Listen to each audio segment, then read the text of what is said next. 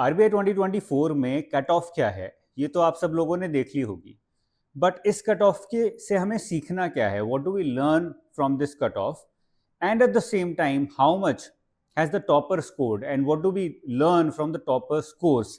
ये दो चीजें एक साथ मिक्स करके मैं आपको अच्छी सी खिचड़ी बना के दूंगा, आपको ही समझना है।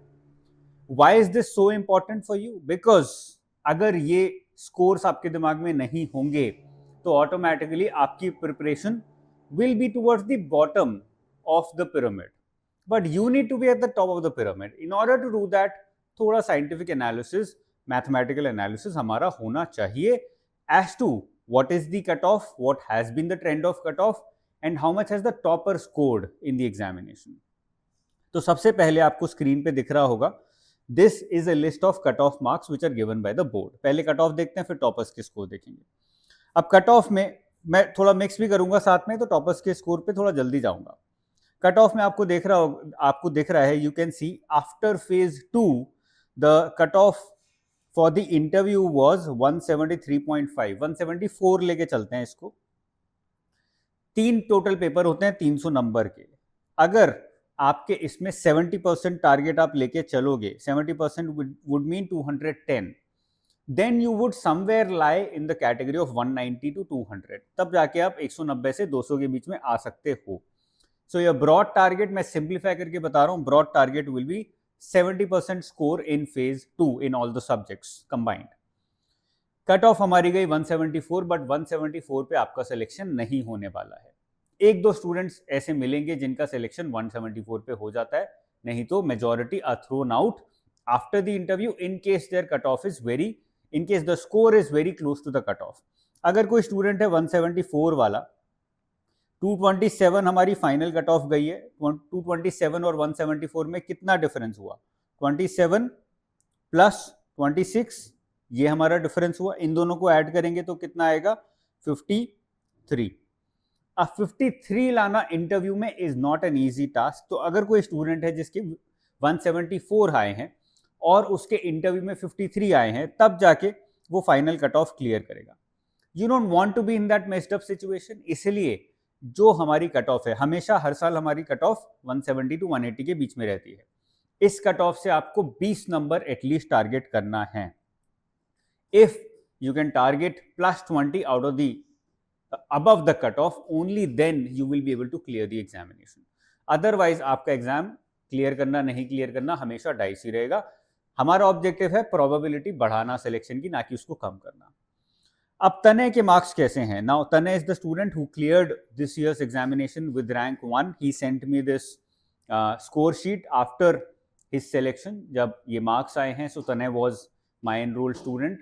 कनेक्शन फाइनली तनय के साथ मेरा इंटरव्यू के दौरान हुआ, but he was the one who used the source very extensively.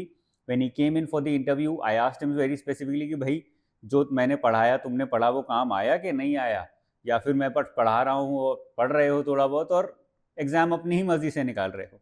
So he said that yes, he used the course very extensively and he relied on the course very thoroughly, and that actually helped him clear the examination, because उसके फंडे वहां से काफी clear हो गए थे। Score कितना था तनय का?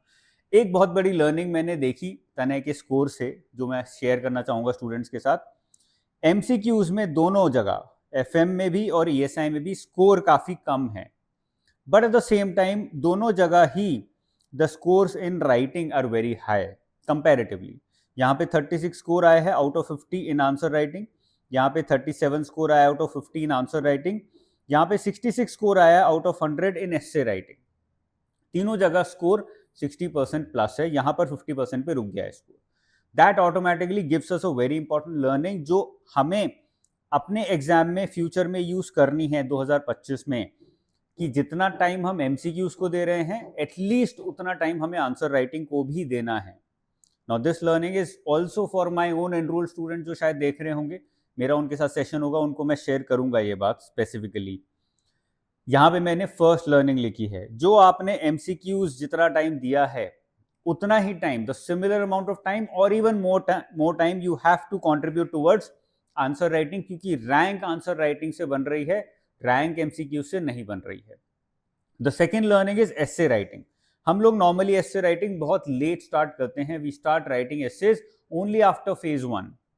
But you can see here very clearly 66% score आया है एस्से राइटिंग में, which is a very good score to pull up your rank, to pull up your final scores. और उसको हम इग्नोर कर रहे हैं. Therefore it's very important that you start writing essays very early. One essay every week or a list of 2 essays every week is good enough. 2 essay लिखिए 1 घंटे में, practice करिए हफ्ते में एक बार. If you do it for an elongated period of time, automatically practice अच्छी हो जाएगी और मार्क्स भी आएंगे. And the third learning that I want all the students to be very clear about is look at this score. Look at 260. Do not look at 226 or 227. वो आपका target score है ही नहीं. जब तक ये देखते रहोगे तब तक ये क्लियर नहीं होगा. The moment you start looking at 260 out of 375, then you are looking at the right target. तो टारगेट 260 करना है, टारगेट 226 227 नहीं करना है. अब अगर कट ऑफ पे एक बार और आए, ईडब्ल्यूएस और जनरल में थोड़ा कंट्रोवर्सी चल रहा था कि यार कहाँ डिसएडवांटेज हुआ, एडवांटेज हुआ. In after phase 2 EWS was at a disadvantage, क्योंकि दोनों की जो कट ऑफ है वो सेम है. But after the interview EWS were on a very big advantage.